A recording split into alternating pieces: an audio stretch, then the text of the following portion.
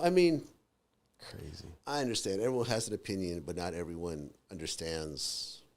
As most people just get triggered off of keywords and so forth. They don't understand the history of everything, and sometimes I'll explain it. Sometimes you have to work it out for yourself. Absolutely. Now, in this landscape, it's very difficult to just navigate and win in this industry, right? Like it's tough. You've obviously had more experience than most. If you had the opportunity to give, the opportunities here, to give us advice, and obviously now you've been here, you've seen what we do. What would be the advice that you would give us to move forward? Well, nothing's going to beat out the consistency, right? Like, if you drop content every day for a year, you're not going to be where you are a year ago. You'll progress. Now, you may not progress the way you think you were going to progress, but you will continue to build a fan base, and you will figure out what starts to work and what doesn't work. Everything you do is never wasted. So if Joe Budden said that he may not like me personally, but he respects the work that I put in. 15 years of doing shit every day. The consistency of working shit out, of waking up every morning and really just trying to push the envelope, just trying to go harder than you did the day before. You're competing not against me or academics, you're competing against yourself. Mm-hmm. You're trying to outdo yourself. You're trying to figure out what it is, and you're also in the process of doing that, you kind of figure out your own lane in what it is that you do. There's going to be something that's going to seriously differentiate the Danza podcast from every other podcast. You know what I'm saying? Like people like to call Vlad TV the police or the feds because we go hard in our interviews. It was very shocking to hip hop in the beginning, because hip hop was historically a very softball landscape for media. Like, a lot of these radio interviewers suck, flat out. And I'm not going to name any names, but a lot of them just suck, and they get these big names, and the interview gets 2,000 views. And it's like, what the fuck? Like, it annoys me to see it sometimes, because it's like, if I would have sat there, this would have gotten 10 million views and made an impact. So that's our thing, was like, I looked up to 60 Minutes when I got into this game. That's the interviews I was watching my whole life, and what I was trying to emulate, the impact of that, And the camera setup just made so much sense. Yeah, exactly. And that's what, like, everyone, when you look at everyone in this space that has become prominent, it's never because they're just even keel and just very non-confrontational and very across the board and very not taking a stance and not known for something. Like, academics is known for being academics. Now, you may love it, you may hate it, but academics is academics. You push academics, he's going to push you back. Yeah. He's not going to hold your tongue, even though he's your man. Like, you know what I'm saying? He's gonna go hard, and he's gonna give his opinion, and he's gonna attack you if you're male or female. And people, like, I made a statement about that. It's like, it's interesting how he's being labeled as a misogynist and everything else like that, when 95% of the people he talks about is men. But if he talks about a woman, it's like, you're attacking a woman. How dare you? Yeah. You're a woman hater. Oh, look, and my thing is, like, are you gonna have equality, or are you gonna have special treatment? Equality means you gotta take the good with the bad. Yeah. Special treatment means that we gotta treat you with kids' gloves, but then you're not equal then. You see what I'm saying? Yeah. So academics is academics. Joe Budden is Joe Budden. Like, what you're coming, like, if you watch a Joe Budden interview, you're going to get this opinionated guy who's going to say what he's going to say and the way he's going to say it. Gillian Wallow, Nori. Yep. All these people are known for something. something they stand on, something they push. This is, on the radio, a lot of times you're just getting sound bites and you're playing music, and it's not it's not a focus of that radio station. This is why I've never been on the radio. Because what I want to do, the radio doesn't want that. Right. I've never had a radio show. I've had conversations here and there, and when I say what I want to do, they're like, those gotta be weird, like 6 a.m. and Yeah, I mean, whatever. Like it's just not. I have to do what it is that I want to do. And my audience expects a certain something from me, and the audience is the important ones in the equation. The guests will come and go. There's, as much as I love certain guests, they could say, I'm done. I don't want to do Vlad anymore, which has happened. And it is what it is. But you have to be known for a certain type of thing. You can't just be known as someone who gets along with everyone, is nice to everybody, and when they come in, you ask a bunch of softball questions and you compliment them on their project, and then they go home, and then you're left with nothing. You have to really figure out, like 1090 Jake, he's called a culture vulture, but he's known for something.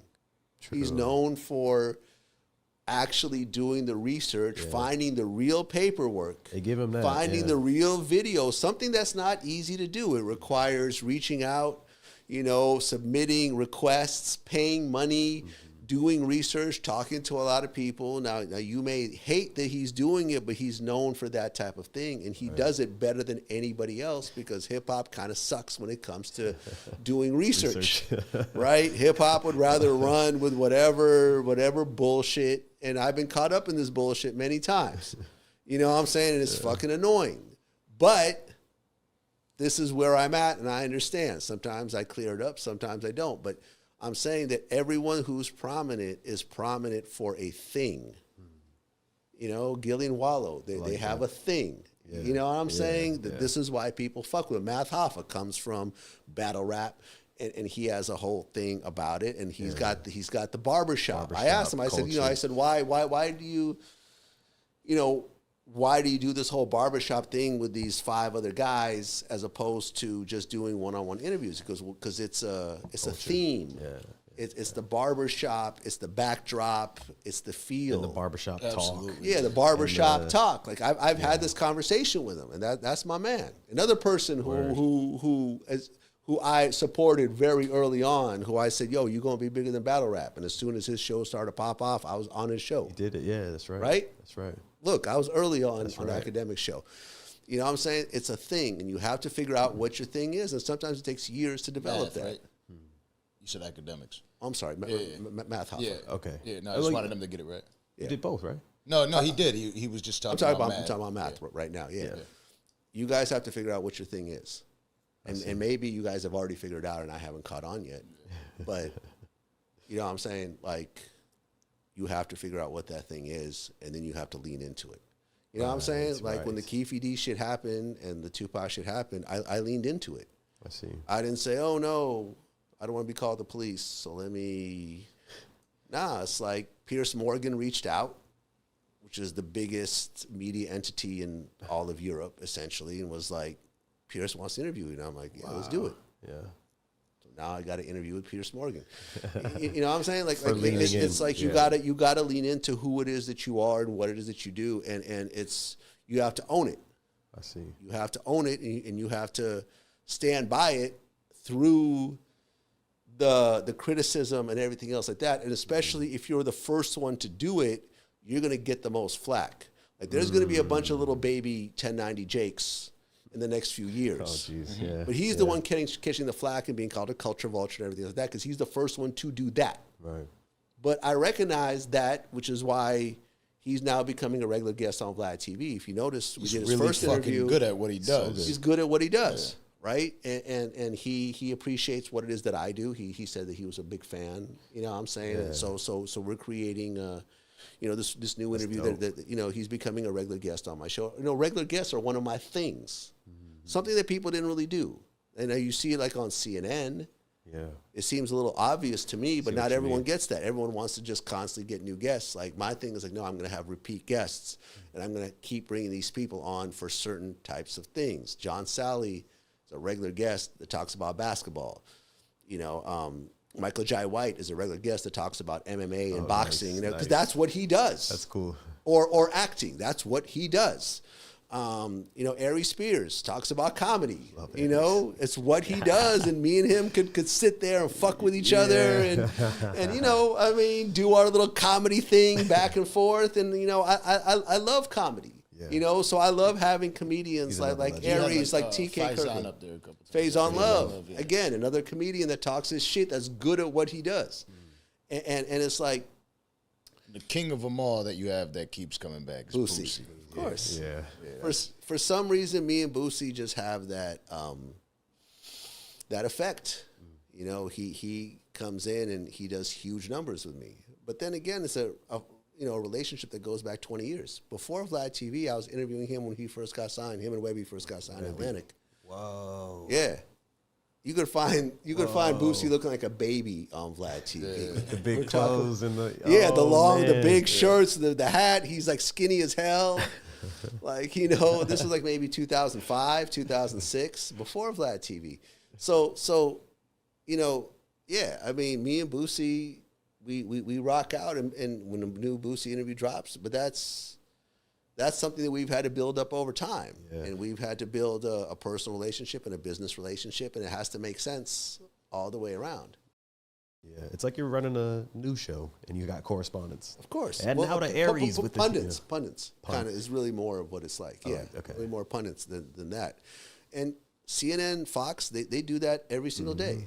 And those people are on payroll or are contractors and so forth. And they, and I looked at that and said, it's a good idea, because it's hard to constantly get new people over and over and over and over again. But we do get new people all the time, but it's mixed in with the regular guests. Smart, actually, because it's exhausting. It's logistics just alone. It's like, but like Drink Champs has done great not doing that. They always get new guests, and they get big guests. Yeah. And shout out to Nori. He's done great. He's pivoted from hip hop, from being a rapper, to being a very prominent podcaster, interviewer, whatever you want to call it. Yeah. But he's Nori, right? You don't get a different Nori every interview. You get Nori. Yeah. It's called Drink Champs. There's drinking, anything else like that. To your point, and thank you for the advice. That's great advice. Yeah. I feel like that's something that we're going to have to try to overcome, because we don't have the rap catalog fan base or anything like that for them to know us for, to tie in with the podcast. You know what I'm saying? We're going to be known for the podcast. You get me? So we have to kind of compete with these guys that already have these demographics that we're trying to earn. Yeah, but look at I Am Athlete. They came in and as known athletes. Yeah, for sure. You know what I mean? Like, yeah, we're not famous for anything. I'm not crying about it. What was Adam famous for? There you go. There's a good one. What was Adam? Really? Not famous. Let me not lie to you. Skateboarding and BMX a little bit. He had the BMX. Let me not lie. He didn't skateboard. He was a BMX guy. Yeah, he had the BMX right? a little bit, yeah. Do you know? Name another famous BMXer. But I only know that because I did the research. right. Like, that's my point. Yeah. My point is that he wasn't famous. Mm-hmm. Yeah. He did the BMX shit. It didn't work. I don't know how famous or not famous he was in that, but clearly it didn't work. right. And he pivoted. But you know what he did? He focused on that next generation of like emo type rappers. The shit that he actually liked.